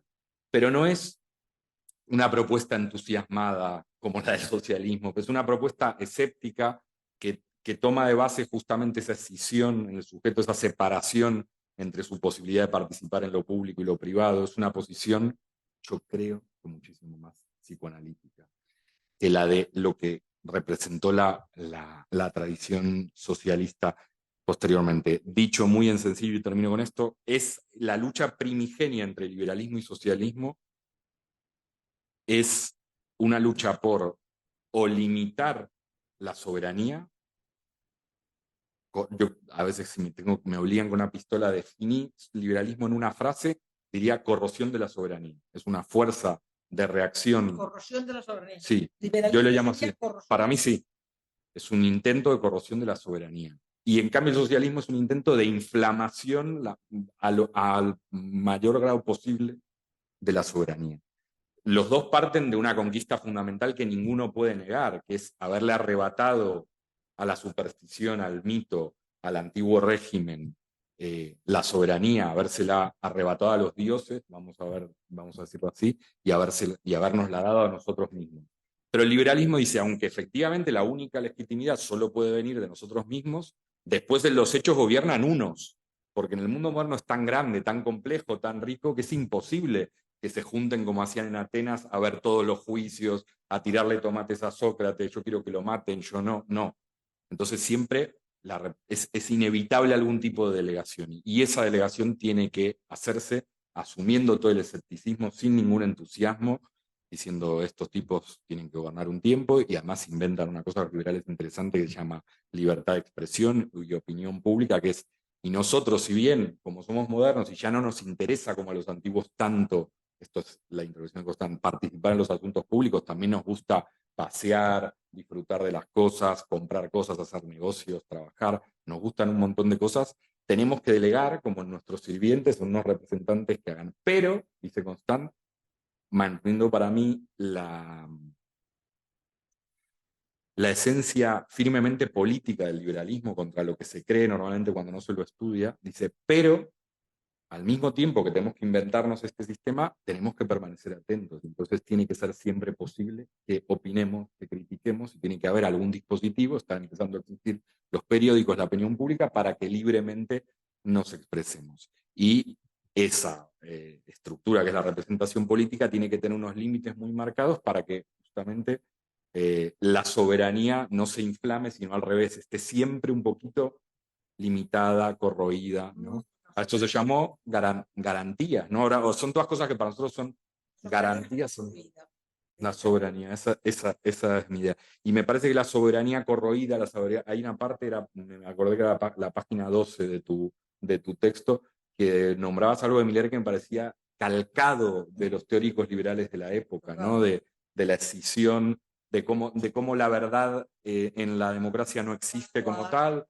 O sea, el liberalismo tiene una posición muy relativista, aunque lo diga con vergüenza en ese sentido, la verdad no está decidida. Lo que ocurre en la polis, lo que ocurre en la ciudad es que estamos disputando cuál es la verdad, por tanto la verdad es algo escindido y además, como somos modernos, hacemos tantas cosas, estar todo el rato hablando en asambleas y eso, al final podemos un rato, pero otro rato no, así que tiene que haber unos señores que les paguemos y que lo hagan, pero ojo, pero nosotros sigamos discutiendo, pensando, opinando y votándolos y echándolos, ¿no? O sea, limitando la soberanía. Esto es más o menos lo que...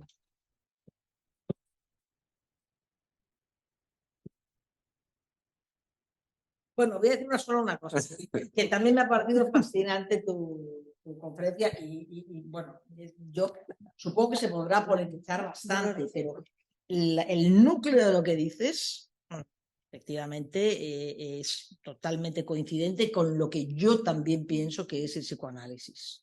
Yo pienso que el núcleo de lo que tú dices, que es la idea de somos, lo que yo pienso, somos la voluntad general, ¿no? El núcleo digamos, de lo que fue, lo que vino detrás del somos la voluntad general. Vino. Entonces, evidentemente, para el psicoanálisis está mucho más próximo de la idea. No diré exactamente de la democracia liberal, porque seguramente puede haber muchas formas de democracia, pero entendida en un sentido no necesariamente del liberalismo y menos aún del neoliberalismo. La democracia entendida en su sentido radical, en su raíz, implica que no hay la verdad de la verdad. Implica que cualquier intento de una sociedad por negar lo que Lacan llama lo imposible. ¿Que lo imposible qué es? Lo imposible es que haya algo que pueda suturar la alianza que es estructural también al otro social. Es imposible, si no se quiere caer en clac, es imposible pensar que una sociedad que se cree que ha alcanzado, por así decirlo, la armonía perfecta, la justicia perfecta, y en realidad la realización de la utopía, la contracara de eso ya la conocemos. Es el terror, es en el nazismo la contracara de las utopías siempre es que cuando se quiere una sociedad armónica, siempre hay un otro que tiene que ser eliminado. Para el fantasma de la totalidad armónica en el nazismo, tiene que haber un ser, digamos, a ser eliminado, chivo expiatorio, porque rompe la armonía del todo, rompe el somos la voluntad general, lo rompe. Entonces surge siempre que hay un todo de la voluntad general, hay un resto ineliminable que para que el todo se mantenga tiene que ser eliminado. Judío. En el caso de Stalin, pues todos los que según él, eran enemigos, supuestos burgueses, enemigos de la revolución. Es decir, no hay forma. Entonces yo creo que, no sé si el psicoanálisis puede estar necesariamente, digamos, por el liberalismo político, yo creo que lo está el psicoanálisis, porque en la esencia del psicoanálisis está admitir que no hay la verdad de la verdad y que negar esto conduce directamente al terror. Quiero decir algo que había perdido la palabra. Perdón un momento. ¿Toda democracia tiene que ser necesariamente la democracia burguesa? No, una democracia en sentido radical puede ser perfectamente compatible con un pensamiento de izquierdas. Sí, quiero agregar... La izquierda renuncia al fantasma del todo. Quiero agregar una cosa para matizar un poco y después doy las palabras no, para matizar un poco. No, gracias y me viene muy bien lo que me dices, para lo que yo estaba pensando. Pero lo que quería decir es lo siguiente, como pasa muchas veces en las tradiciones de pensamiento político, y yo creo que el psicoanálisis es una tradición de pensamiento político, lo quiera o no, pensar contra lo obvio es muy productivo. Es decir, yo no sé cuál es el origen, eso me gustaría apuntar, de la afinidad entre psicoanálisis y pensamiento socialista. Yo creo que quizás es una casualidad histórica, o sea, puede ser la convivencia, por ejemplo, en París en los años 60 de gente que militaba en el marxismo con gente que estudiaba psicoanálisis. Pueden ser otras, pero con esto lo que quiero aclarar es que no estoy diciendo nada malo. O sea, así se hacen las tradiciones políticas. O sea, por ejemplo, los Estados Unidos de América son una extrañísima conjunción en un mismo territorio de unos justamente liberales huidos de Europa con unos mormones y unos protestantes, y dio una cosa que ha sido bastante productiva en el sentido de que ha producido un pensamiento y una organización muy grande. Lo que quiero decir es que yo creo que no sé cuál es el origen y no descarto que sean, en cierto modo, coyunturas históricas, casualidades, aunque también encuentro argumentos.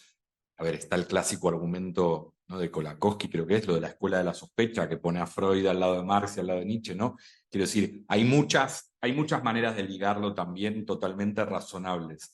Pero en todo caso yo creo que es lo más contraintuitivo, pero eso es buenísimo para el pensamiento. O sea, creo que es tan productivo el pensamiento político psicoanalítico justamente porque contra su propia...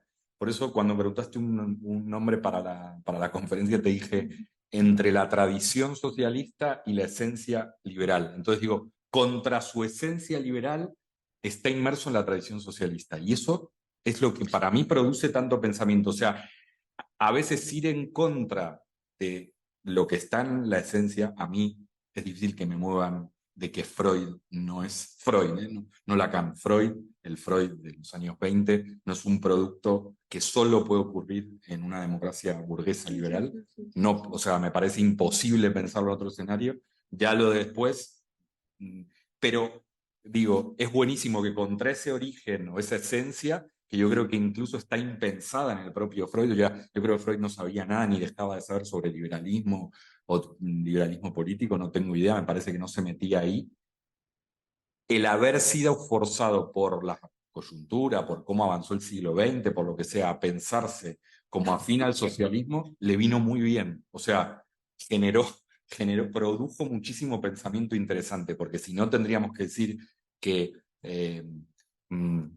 Althusser, Zizek, el propio Foucault en parte, lo que hace aquí Jorge Alemán, lo que hace un montón de gente que se dedica con mucho esfuerzo a pensar todo eso. Yo creo que es súper fértil y productivo. Pero yo creo, y ese es el punto con esto, que paradójicamente... Yo no estoy tan segura porque tú haces una oposición ahí que habría que cuestionar, y yo pienso que ahí la noción de imposibilidad es lo que permite. Tú haces una oposición.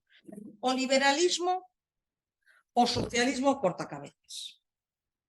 Y yo creo que no es necesario, si tú introduces la noción de imposibilidad, y hoy se entiende una izquierda que acepte, y en ese sentido democrática, no sé si liberal en el sentido del liberalismo. Es que no pueden usar la palabra, pero es que acepte la radicalidad que tiene la democracia, en el sentido de que no hay la verdad de la verdad y no hay ninguna justificación para poder cortar cabezas en nombre de la voluntad general. Pero a eso yo le llamo izquierda liberal. Bueno, pues llámalo izquierda liberal, pero es posible entonces encontrar una posibilidad de Claro que caminar juntos.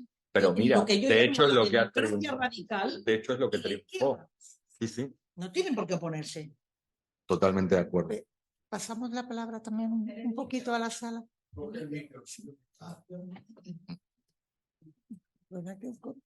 sí, sí.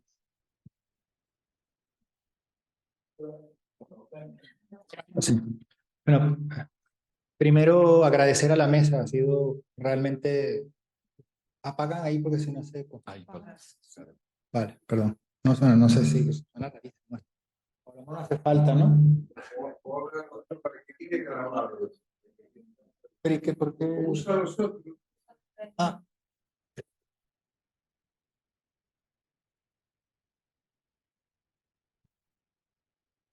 Hola, primero agradecer porque realmente ha sido muy estimulante ambas intervenciones. Ir para mí desde la Comisión de la Biblioteca, se lo planteamos, esto es breve, la presentación de un libro siempre es la oportunidad de encontrar lo que ese libro propone como debate, como espíritu de conversación, más allá que introducir el libro y el posible deseo e interés de comprarlo, porque la Escuela Lacaniana de Psicoanálisis obviamente no es una librería. Entonces, que poder haber presenciado una intervención, ambas, en esa línea, me parece de agradecer. Eso es lo primero. Lo segundo, pues directamente por la fabulosa provocación y juego de prestidigitación que ha hecho Santiago, porque creo que ya me parece por Dolores, si hubiésemos tenido más oportunidad, creo que iba por allí. No es desmontar, pero efectivamente para captar la atención y abrir a un diálogo has hecho una cosa bastante interesante. Aunque el psicoanálisis no es una teoría política, es una teoría política. Primera provocación. Y hay justificaciones y argumentos que das. Número dos, Carlos, pones una polaridad interesante en relación a un primer argumento que es Grimes, que es la antropología posible del sujeto que hay en el liberalismo, el sujeto que hay en términos antropológicos en el socialismo puro, y habría que pensar cuál es la posible antropología, que no la hay, pero cuál sería la posible antropología en el sujeto lacaniano o en el sujeto que defiende el psicoanálisis. Claro, ya ahí entramos en terrenos también complicados si nos sometemos a las coordenadas que fabulosamente nos ofrece Santiago, porque yo creo que no se trata al menos de psicoanálisis para el ejercicio del psicoanálisis y para la concepción del psicoanálisis como un discurso reverso del amo que siempre está al margen de los poderes fácticos o lo que domina y lo que en ese sentido somete a la posible singularidad del sujeto. Pero bueno, ¿cuál sería la posible antropología del sujeto lacaniano? Efectivamente, una antropología que pudiese estar al servicio, ciertamente no es socialista, pareciese por el sujeto escindido que es liberal, ya bajo la trampa o la posible gran discusión que habría que tener, cuál es la antropología y si desde esa antropología se define una teoría política, al menos no para el psicoanálisis, probablemente sí para el liberalismo y el socialismo. Y número dos, si fuese así, habría que tomar un argumento que nos trae o un elemento que nos trae en la intervención Dolores. En ese caso, para debatir sobre eso, estaríamos solamente considerando la política es el inconsciente. Si la política es el inconsciente, podríamos pensar, este es el sujeto antropológico del socialismo, este es el sujeto antropológico del liberalismo y este es el de psicoanálisis. La política es el inconsciente, sí. Si aceptamos esa sola frase o esa sola premisa de Lacan o como la problematiza Miller, sin duda respondemos, está más cerca del liberalismo, en ese sentido antropológico. Si entramos a tu segundo argumento, el inconsciente es la política y tomamos lo que realmente Lacan dice, es un debate bastante más complicado. Pero de nuevo, solo quería subrayar, ¿por qué digo más complicado? Porque el sujeto del psicoanálisis puede estar, en tu segundo argumento, dispuesto para pensar un psicoanálisis socialista, como decías tú, o un psicoanálisis desde la izquierda, o un psicoanálisis desde la derecha, pero solamente tomando el inconsciente es la política. Y no la política del inconsciente porque nos caemos en la trampa antropológica. Y justamente tanto Freud y mucho más Lacan a partir de que el psicoanálisis no es una cosmovisión, no es una metafísica y no es una teoría política. Bueno, yo empiezo a comentar.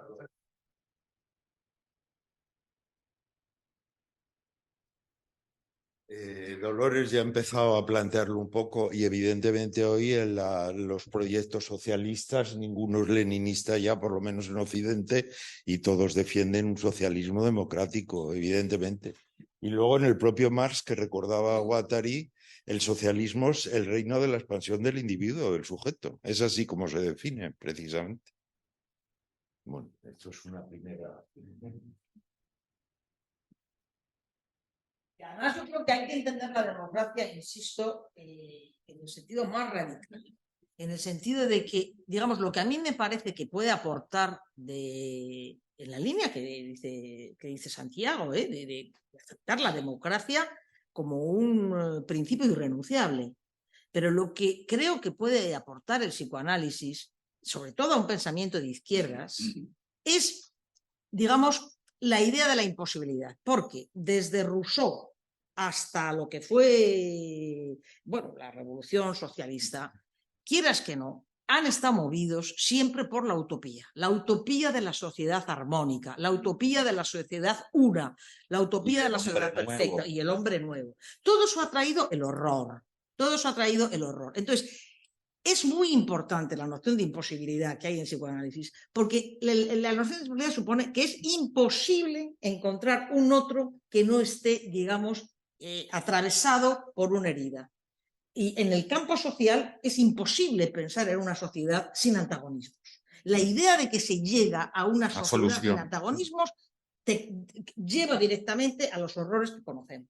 Entonces, lo mejor es, si uno tiene claro que hay un punto, digamos, en la estructura social de un real del antagonismo irreductible, porque no todo lo real obedece a nuestras construcciones simbólicas, aceptar esa imposibilidad de una armonía y guiarse no por una ética de la armonía, sino como es en el psicoanálisis, una ética de lo real, que acepta la inconciliabilidad, lo inconciliable de la sociedad en sí, lo que es ineliminable el antagonismo.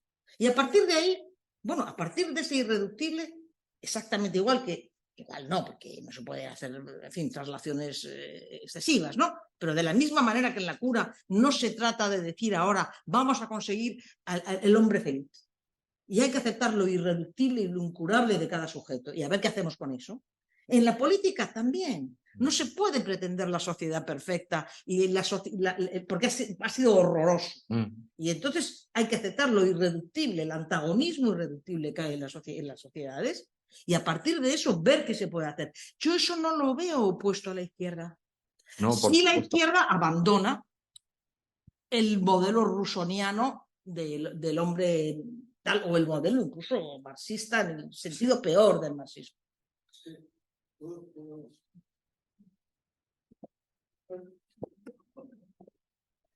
Me voy a referir muy brevemente a lo que tú mismo decías cuando estás hablando de los liberales clásicos, ¿no? Los fundadores del liberalismo, tal como lo conceptuamos hoy, ¿no?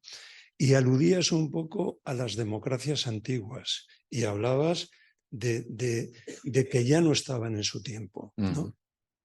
Desde nuestro presente, desde el presente actual, donde no casualmente hablamos de neoliberalismo, o sea, el liberalismo, todas esas ideas que tú has defendido tan acertadamente, a mí me cuesta muchísimo a día de hoy, ¿no?, volver a la concepción liberal tan manida, tan extraordinariamente utilizada para lo que ya no se puede llamar ni siquiera neoliberalismo, sino neocaciquismo. O sea, lo que está haciendo el poder económico es apropiarse de lo público, claramente, esquilmarlo. O sea, estamos hablando de un liberalismo que pertenece a otro tiempo. Entonces, a mí en estos momentos, yo la única alternativa, hablo a un nivel muy personal, no es la izquierda clásica, pero evidentemente es un planteamiento de izquierdas que se enfrente con un poder económico que está muy por encima, claro, de la realidad que querían construir aquellos liberales. Es que ahora mismo la economía subyace muy por debajo en los cimientos e imposibilita la construcción de la democracia. Pero estamos en un mundo financiarizado absolutamente... o sea, no existe pero término... digo, agarrando lo que dices tú y lo que han dicho, gracias. Pero por supuesto, yo parto de la base, yo creo efectivamente que no hay otra posibilidad para la izquierda que ser liberal. O sea, que sea liberal en el sentido que estoy... Y en el sentido que planteé tan esquemático de liberalismo es corrosión de la soberanía o corrosión del poder, se puede decir del poder efectivo, ante lo que planteaba es justamente por eso mismo la izquierda puede ser liberal en la medida en que intente poner límites mediante leyes a el que realmente detenta la soberanía en el momento. Si es el poder económico, es el poder económico. Lo que se llama neoliberalismo es otra cosa, claro. Aquí, por eso nos metemos en algo muy largo, ¿no? ¿Cuál es la traslación del liberalismo político al liberalismo económico y qué pasa en la segunda ola del liberalismo económico y se convierte en esto que llamamos neoliberalismo? Pero bueno, ahí nos vamos a una complejidad muy grande. Pero a lo que hoy yo justamente creo que sí, que efectivamente, después de hablarlo aquí contigo, no tengo duda, o sea, el psicoanálisis tiene esa raíz liberal y eso no quita que pueda ser de izquierda. A mí me sigue llamando la atención y lo dejo con una última provocación, que otra vez, cuando salta Miller, lo que está en peligro son las libertades civiles que está defendiendo el liberalismo. No lo vi a Miller diciendo, ay, en tal país hay demasiados pobres o hay una desigualdad muy grande y entonces el psicoanálisis tiene que hacer no sé qué. No. Dijo, tiene que hacer no sé qué cuando... Pero Miller no es todo el psicoanálisis. Bueno, por supuesto. Pero quiero decir, de esto que estamos hablando aquí, de Zadig, del contenido, quiero decir, el flash que le dio por liberal, lo diga o no. Esto es lo que digo, no por socialista. Eso es lo que quiero decir. Por democrático. Por democrático. Sí. Y este flash me parece que hay que mantenerlo. A ver, Amanda, una última casi intervención, dadas las horas que son ya. Se me han ocurrido un montón de cosas, pero no voy a poder puntualizar mucho de lo que he pensado porque ha sido verdaderamente fantástico escucharlos. Digamos, con respecto a lo último que dijiste de que Miller no se ocupa de los países donde hay pobreza. No digo eso. No, bueno, no importa, pero quería hacer un pequeño matiz. Es verdad que el psicoanálisis se escribe en esa tradición liberal porque si hay totalitarismo no puede haber un acuerdo entre analizante y analista. Eso es elemental. Pero también es verdad que hay una sensibilidad en el psicoanálisis por los precarios, por los traumatizados. De hecho, hay un libro extraordinario que se llama Psicoanálisis y Justicia Social, donde cuentan la historia muy pormenorizada de todo lo que hizo Freud, de todas las iniciativas que tomó Freud, ¿no? Y de todo lo que se hizo en la Viena Roja, hasta en la República de Weimar, que fueron los policlínicos, el tratamiento a los traumatizados de guerra, y de hecho Freud tiene muchos trabajos sobre el trauma que se apoyan precisamente en los traumatizados de la guerra. Y por otra parte, en esta época, en el siglo XXI, surgió en un momento dado y se ha extendido, aunque tuvo una extensión exagerada en un momento dado y luego se redujo, la creación de los CPCT, es decir, dentro de lo que llamamos el psicoanálisis aplicado, hay muchas formaciones y cada vez hay más que se ocupan precisamente de aquellas personas que son segregadas por el sistema liberal. Como bien decía Loles, ¿no? Cuando se quiere hacer un todo, siempre quedan algunos afuera. Entonces es un pequeño matiz para que no se pueda, digamos, para que se contemple esta dimensión, esta preocupación, esta sensibilidad de los psicoanalistas hacia las personas que no pueden asumir un tratamiento individual con todo lo que supone de dinero, etcétera, etcétera. Yo llevo dirigiendo una de estas instancias, digamos, desde hace muchos años y trabajamos permanentemente con personas que están verdaderamente segregadas del sistema. Eso por una parte. Luego, con respecto a algo que dijo Loles, que no sé si no lo entendí bien o no estoy de acuerdo, cuando hablaste de que había una oposición entre Freud y Lacan, y hablaste de un esencialismo de Freud, que no entendí muy bien a qué te referías. La distinción individuo, sociedad. Bueno, hemos perdido el norte. Y esto es totalmente sin esto. No, yo me refería a que la distinción no en todo, pero en general, la distinción individuo-sociedad es una distinción esencialista. Sí. Y que justamente la cuestión de Lacan es sujeto transindividual permite deshacer ese esencialismo. Ya, pero no pondría de ninguna manera ese esencialismo en Freud. No en Freud no. Es verdad, Freud, yo pienso, Freud. Cuando habla incluso psicología de las masas, que es texto donde más claramente dice no hay psicología individual que no sea psicología social. Sí. Incluso más manera en que Freud va, sobre todo trata de parte de lo que le pasa a nivel del inconsciente, ¿no? desde todo, o sea, desde la identificación con la que analiza los fenómenos de masas hasta la propia cuestión de muerte, siempre parte del análisis del sujeto para analizar el fenómeno. No, yo no estoy tan de acuerdo. Por una parte sí pienso que él parte del análisis del sujeto porque es su preocupación desde el primer momento, es decir, pero sin embargo pienso que en Freud hay cuando él, por ejemplo, escribe Tótem y Tabú, él se interesa por los mitos porque quiere dar un fundamento del origen de la cultura, del origen de la sociedad.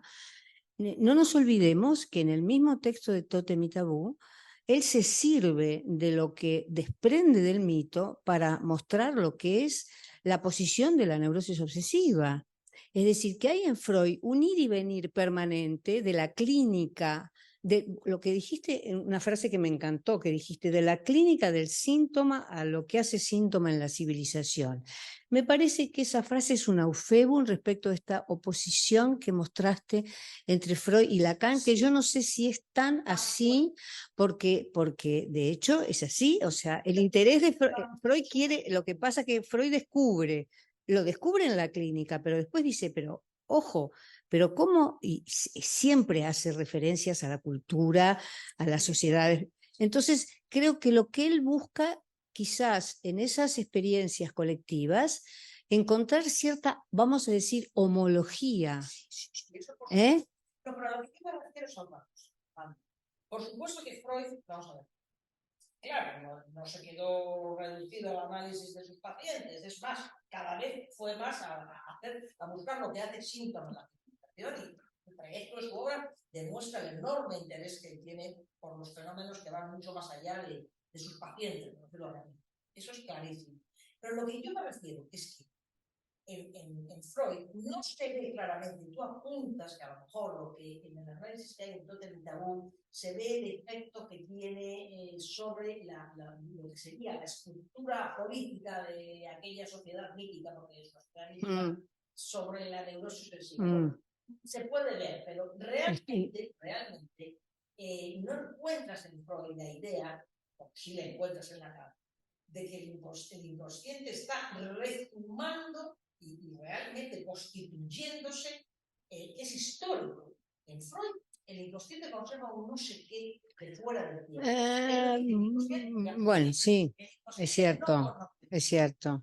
Mientras que para Lacan el inconsciente conoce tanto el tiempo, conoce tanto, él define el inconsciente a partir de la cotidianidad. Y de ojo, el inconsciente de hoy no es el inconsciente. Sí, claro.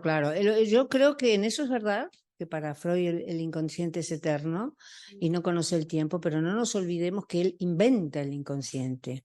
Entonces, claro, él está en statu nascendi, digamos, el concepto de inconsciente y su materia prima son las pacientes histéricas y los efectos deleterios de esa represión de la sociedad victoriana.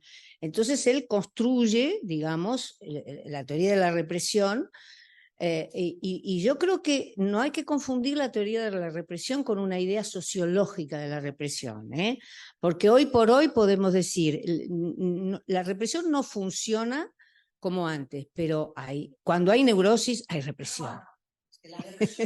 Es metapsicológica, es un concepto metapsicológico. Sí. De todas formas, es verdad, por ejemplo, ahora estoy pensando, los primeros estudios de Freud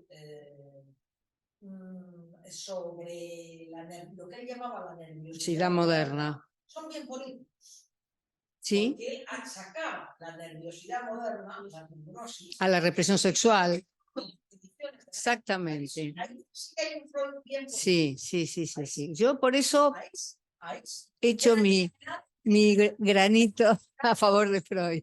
Más de analizar a la sociedad a partir del inconsciente que de analizar el inconsciente a partir de la sociedad. Pero fíjate que cuando critica a los soviéticos, en el malestar, creo que es en el malestar en la cultura, dice que lo que no han contemplado cuando han planteado una sociedad igualitaria, no han planteado precisamente la dimensión del goce, no lo dice con esas palabras, que en fin. Pero eso esta Amanda, de que no han tenido en cuenta la política, no han tenido en cuenta la dimensión psicoanalítica del goce. Lo que yo te hablo es de lo que para mí me fascina, de la frase de Lacan, no la política es el inconsciente. Sí, no es el inconsciente. Perdón, no la política es el inconsciente, es la política. Lo que me fascina es un inconsciente que está todo, pero está muy permeable.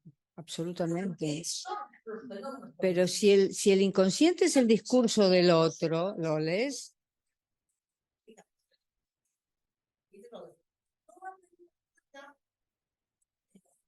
Bien, pero ahí no está analizando el inconsciente a partir de la política, está analizando la política a partir de pero para los dos el inconsciente no es sin otro, al contrario, Lacan llega a decir es el discurso del otro, y el inconsciente freudiano, el otro del inconsciente freudiano.